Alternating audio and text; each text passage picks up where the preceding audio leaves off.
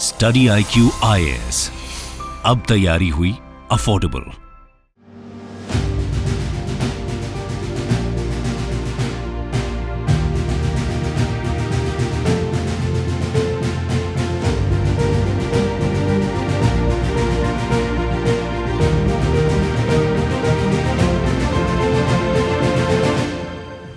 नमस्कार दोस्तों, स्वागत है आप सभी का स्टडी IQ में। मैं हूं आपका दोस्त राहुल सायगांवकर और आज हम लोग एक बहुत ही दिलचस्प और बहुत ही ज़रूरी विषय पे चर्चा करने वाले हैं। हमारी चर्चा होने वाली है फेडरलिज्म के बारे में, संघवाद के बारे में।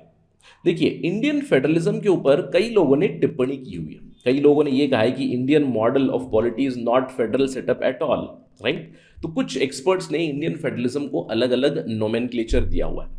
फॉर एग्जाम्पल, आइवर जेनिंग्स कहते हैं कि Indian federalism is a federalism with centralising tendencies, यानी कि केंद्र सरकार का बहुत ज़्यादा औहदा है, केंद्र के पास बहुत पावर्स है, लेजिस्लेटिव डोमेन में हो, फाइनेंशियल डोमेन में हो या फिर एडमिनिस्ट्रेटिव डोमेन में हो।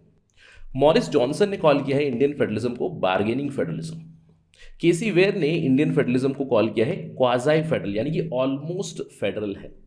कुछ दूसरे एक्सपर्ट्स ने इंडियन फेडरलिज्म को कहा है कि Indian federalism is asymmetrical federalism. अब ये क्वाइट अंडरस्टैंडेबल है, व्हाई एसिमेट्रिकल, क्योंकि केंद्र सरकार और राज्य सरकार के बीच में तो डिफरेंस है ही है, लेकिन राज्यों के बीच में भी डिफरेंस है, यानी कि राज्यों का भी अलग अलग पावर है। जैसे उत्तर प्रदेश का औहदा ज्यादा है in terms of their contribution towards Rajya Sabha, दूसरे छोटे राज्यों का पावर उतना नहीं है, यानी कि asymmetrical at two levels, asymmetrical at centre state level and among the states also.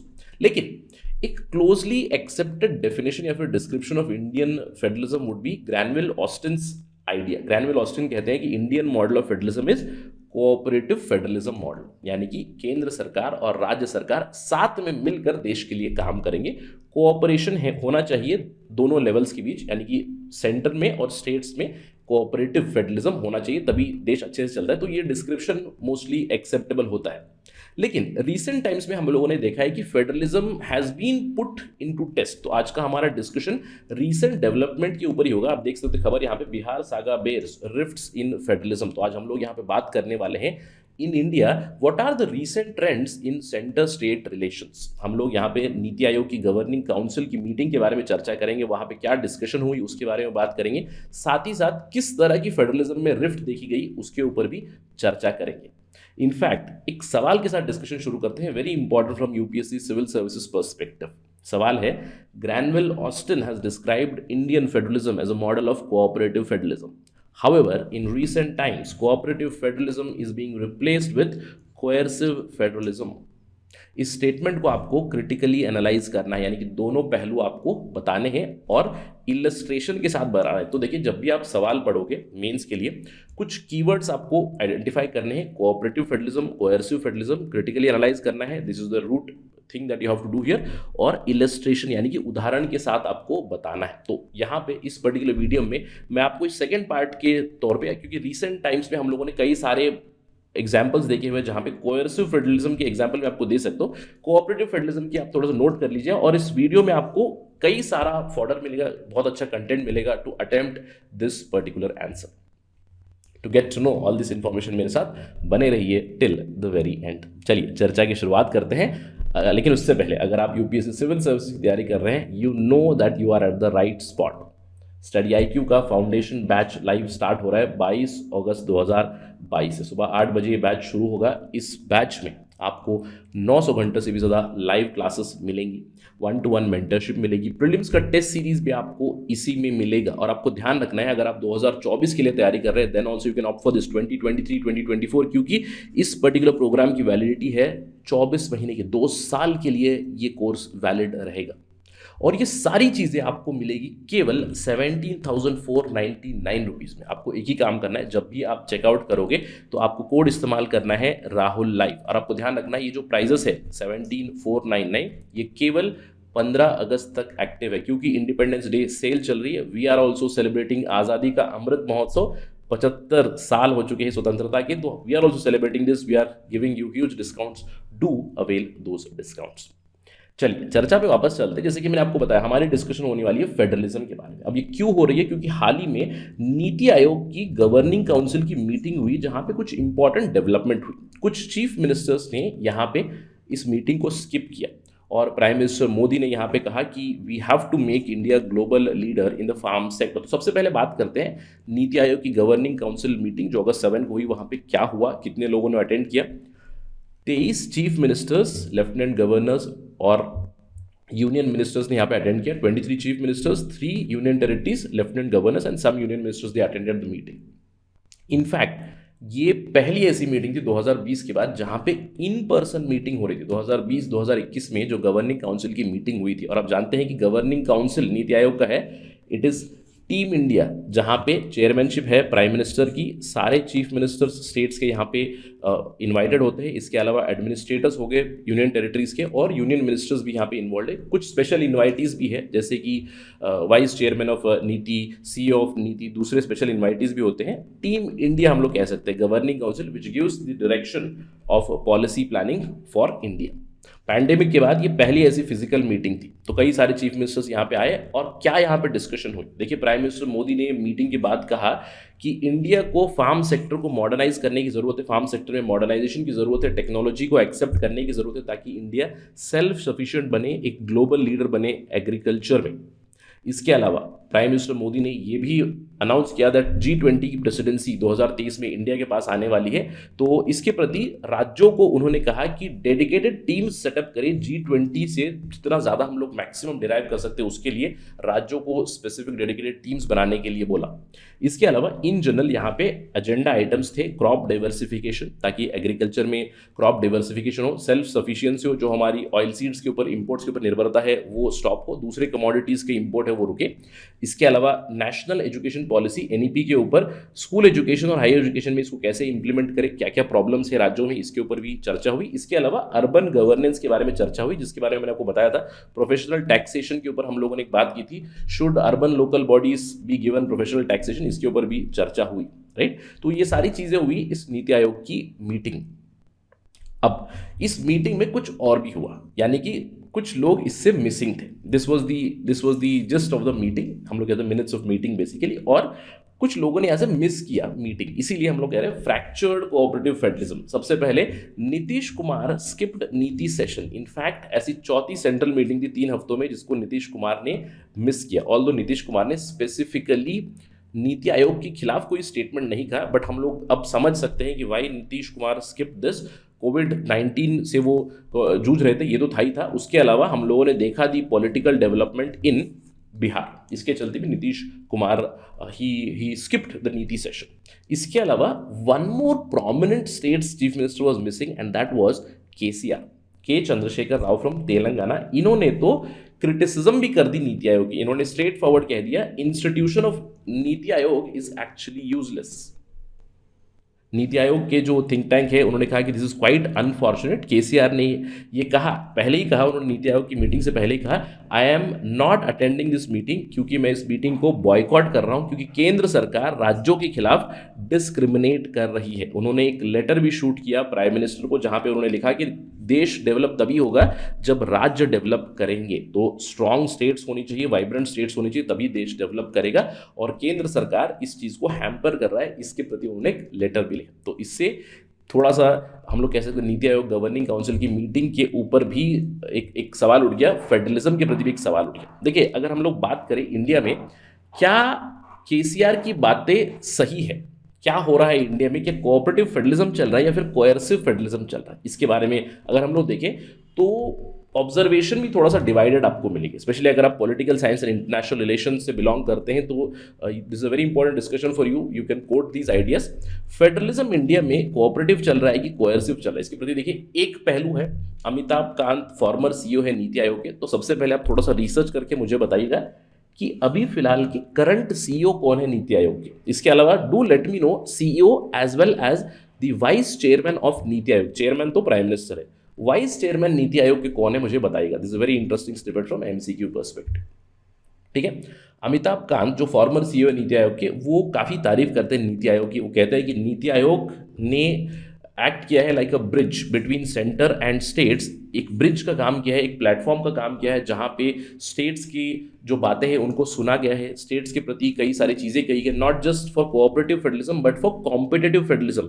NITI Aayog ने कई सारे इंडिसेस बनाए हैं जिसमें उन्होंने स्टेट्स की रैंकिंग की है केंद्र सरकार की तरफ से मदद तो मिली रही है, राज्य आपस में भी compete कर सकते हैं एक दूसरे से, और अलग अलग स्ट्रीम्स में, एजुकेशन हो, वाटर हो, एनर्जी हो, हेल्थ हो, इनोवेशन में हो, इसके प्रति नीति आयोग से काफ़ी ज़्यादा इनपुट्स पहुंची है राज्य सरकारों को, और बेस्ट प्रैक्टिसेस करें स्टेट्स, इसके प्रति भी इनपुट्स मिली हुई है।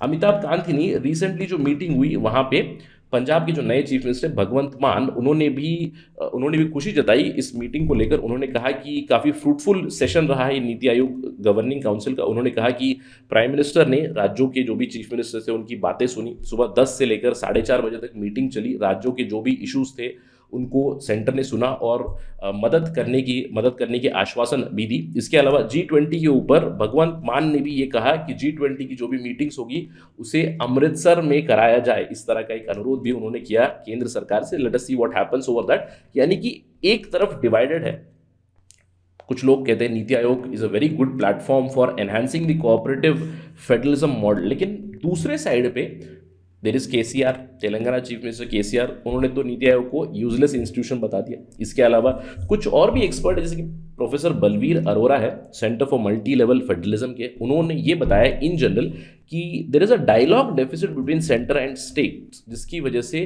कोऑपरेटिव फेडरलिज्म उतना ज़्यादा फ्लरिश नहीं हो रहा है। नीति आयोग की मीटिंग्स उतनी ज़्यादा होती नहीं है, फ्रीक्वेंट मीटिंग नहीं होती है, ओपन इनफ मीटिंग भी नहीं होती है। कई बार यहाँ पे CMs बॉयकॉट करते हैं, जैसे अभी KCR ने किया, पहले वेस्ट बंगाल की चीफ मिनिस्टर ममता बनर्जी ने भी इसको किया हुआ है। और एक टेंडेंसी है केंद्र सरकार की, कोऑपरेटिव फेडरलिज्म को सक्सेस या फिर एक विक्ट्री बताया जाता है when states are actually made to toe the line, यानी कि जो केंद्र सरकार कहेगा जब राज्य वो करेंगे तो कोऑपरेटिव फेडरलिज्म की सक्सेस बताई जाती है। जैसे ही राज्य सरकारें कुछ कंप्लेंट करती है तो उसके खिलाफ कुछ होता नहीं है या फिर उसके प्रति कुछ होता नहीं है, इस तरह की टिप्पणी कर चुके हैं। इसके अलावा प्रणब सेन इकोनॉमिस्ट है, वो कहते हैं कि जब से प्लानिंग कमीशन स्क्रैप हुआ है, जब से नीति आयोग आया है, तब से स्कीम की एलोकेशन पैसा किस तरह जा रहा है इसके ऊपर क्लैरिटी नहीं है। और ये कहीं ना कहीं थोड़ा सा इसमें ग्रेन ऑफ ट्रूथ है, हम लोग थोड़ी देर में इसके बारे में बात करेंगे। यानी कि सबसे पहले इज इट कोऑपरेटिव और कोएर्सिव, दोनों तरफा आपको पॉइंट ऑफ व्यू मिलेंगे। नीति आयोग इंस्टीट्यूशन, नीति आयोग के लोग, कुछ चीफ मिनिस्टर्स इसको सपोर्ट करते हैं, कुछ लोग हैं इसकी क्रिटिसिज्म कर चुके हैं। लेकिन अगर हम लोग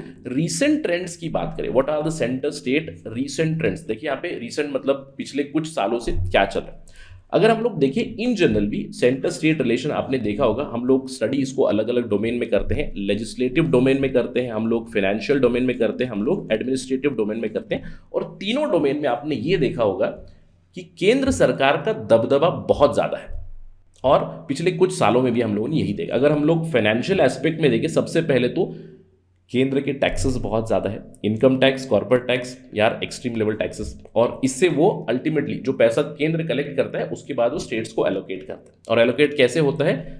फाइनेंस कमीशन से। तो 15th फाइनेंस कमीशन ने एक आइडिया बनाई थी, राष्ट्रीय सुरक्षा निधि, यानी कि इंटरनल सिक्योरिटी के लिए एक फंड बनाने की बात की थी। अब यहाँ पे उन्होंने कहा था कि राज्यों के कंसोलिडेटेड फंड से जाना चाहिए, this was a problematic area. इसके अलावा अगर हम लोग बात करें, जो 15th फाइनेंस कमीशन है उन्होंने स्टेट्स की एलोकेशन तो बढ़ाई है, पहले 32% से अभी 42% हो चुकी है। यानी कि 14th और 15th फाइनेंस कमीशन की बात करें तो ऑलमोस्ट 10% एलोकेशन ज़्यादा हो चुकी है, राइट।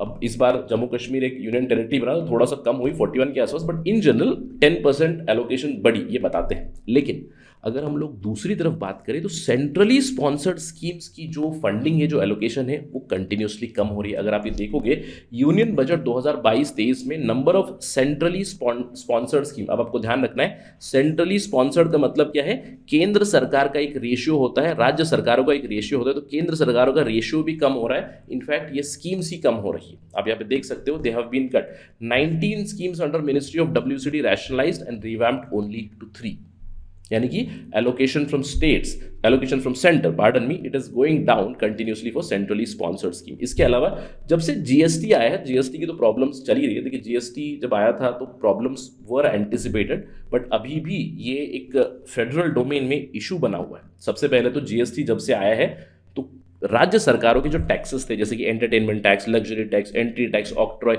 ये सारे सब्ज्यूम हो चुके हैं GST में। और GST के प्रति डिसीजन मेकिंग कौन करता है? GST council. Of course states के पास पावर तो है ही, लेकिन यहाँ पे भी केंद्र सरकार का पावर बहुत ज़्यादा है GST काउंसिल की डिसीजन मेकिंग में, उनका वोट शेयर ज़्यादा है। इसके अलावा जब जीएसटी आया था तो जीएसटी कॉम्पेंसेशन मिलेगी ये कहा गया था, तो राज्य सरकारें कह रही है कि GST compensation should be extended till 2027। ये भी डिमांड है, इसके ऊपर भी ज़्यादा कुछ हुआ नहीं है। इसके अलावा आपने देखा raise your share in centrally sponsored scheme, राज्य सरकारों ने ऑलरेडी कह दिया फाइनेंस मिनिस्टर सीतारामन से ये नहीं हो रहा है। तो फाइनेंशियल डोमेन में अभी भी प्रॉब्लम्स चल रही है, ऑलरेडी बहुत स्क्यूड है टुवर्ड्स द सेंटर। इसके अलावा अगर हम लोग एडमिनिस्ट्रेटिव डोमेन की बात करें, रीसेंट टाइम्स में हम लोग कह सकते हैं there is a deep rooted coercive federalism which is slowly and steadily growing. Administrative domain में इंटरस्टेट काउंसिल को यूटिलाइज नहीं किया गया है। स्वच्छ भारत अभियान में अगर कोई कंप्लेंट करता है, देखिए अगर नॉर्मल चीज़ है, स्वच्छ भारत अभियान में मैं कंप्लेंट करूं कि मेरे यहाँ पे मेरे जिले में प्रॉब्लम चल रही है, तो this problem directly goes to union ministry of housing and urban affairs, right. So principle of subsidiarity is not being followed here. इसके अलावा आपने ये तो देखा ही होगा, हम लोगों ने पहले भी चर्चा की थी कि ऑल इंडिया सर्विसेज से जुड़ी हुई रूल्स एंड रेगुलेशंस केंद्र सरकार कंटिन्यूसली बदल रहे हैं, जहां पे राज्य सरकारों का जो कहना होता है या फिर राज्य सरकारों की जो परमिशन लगती है वो सेंट्रल डिप्यूटेशन, उसको कहीं ना कहीं डाइल्यूट करने की बातें ज़रूर की है। यहाँ पे भी हम लोग कह सकते हैं कि केंद्र का दबदबा जारी है। इसके अलावा अगर हम लोग बात करें रीसेंट ट्रेंड्स में, आर्टिकल 356 और गवर्नर के रोल के ऊपर तो पहले से ही चर्चा का विषय बना हुआ है। अभी भी हम लोग बहुत सारे उदाहरण देख सकते हैं। प्रेडोमिनेंटली देखिए रीसेंट टाइम्स में हम लोगों ने महाराष्ट्र का ड्रामा देखा, लेकिन 2019 का अगर हम लोग उदाहरण देखें तो कई दिनों बाद आर्टिकल 356 की इम्पोजिशन हुई थी, अगेन क्वाइट आर्बिट्रेरी। क्या हुआ था, 2019 के इलेक्शन के बाद एक हंग असेंबली आई, यानी कि बीजेपी शिवसेना का एक प्री इलेक्शन एक अलायंस था, लेकिन रिजल्ट आने के बाद BJP was the single largest party, लेकिन उनके पास नंबर्स नहीं थे, तो चीफ मिनिस्टरशिप के ऊपर उन दोनों की जो भी अलायंस थी वो टूट गई।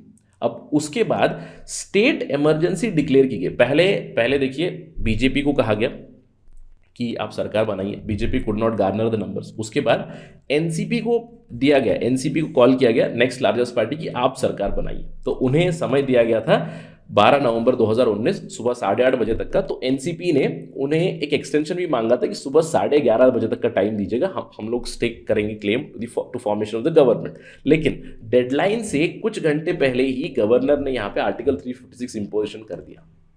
अब उसके बाद कुछ ही दिनों बाद उसकी रिवोकेशन कब हुई, 23 नवंबर सुबह मुझे लगता है 3 बजे हुई होगी यार, क्योंकि 4 बजे तो देवेंद्र फडणवीस ने उस समय पे एक ओथ लिया था, तो 2 या 3 बजे अप्रॉक्सीमेटली ये जो आर्टिकल 356 था स्टेट इमरजेंसी थी उसको रिवोक किया गया, और रिवोक करने के बाद भी एक माइनॉरिटी गवर्नमेंट का सेटअप किया गया था। और उसके बाद आप जानते हो कि उस समय पे क्या हुआ था, एनसीपी से Ajit Pawar supported BJP, then he back track, eventually उसके बाद महाराष्ट्र विकास आघाड़ी की सरकार आई, right. So we all know this. So article 356 governor का रोल कंटिन्यूअसली क्वेश्चन में होता ही है, और अभी भी वही चल रहा है। गवर्नमेंट की अपॉइंटमेंट, गवर्नमेंट के ट्रांसफर, गवर्नमेंट का रोल जो होता है in states working, in states administration, interference in state governance, ये एक प्रॉब्लम अभी भी चल रहा है। इसके अलावा हम लोग रिसेंट टाइम्स का उदाहरण ये भी दे सकते हैं, आर्टिकल 370 का dilution, abrogation of article 370, it is also a deviation from cooperative federalism to a large extent, ये हम लोग उदाहरण दे सकते हैं। तो रिसेंट ट्रेंड्स में भी हम लोगों ने देखा है कि कहीं ना कहीं केंद्र और राज्यों के बीच एक दरार जरूर बढ़ रही है। These are some of the recent trends in finances, in administrative and in other domains. So these you can use these as illustrations.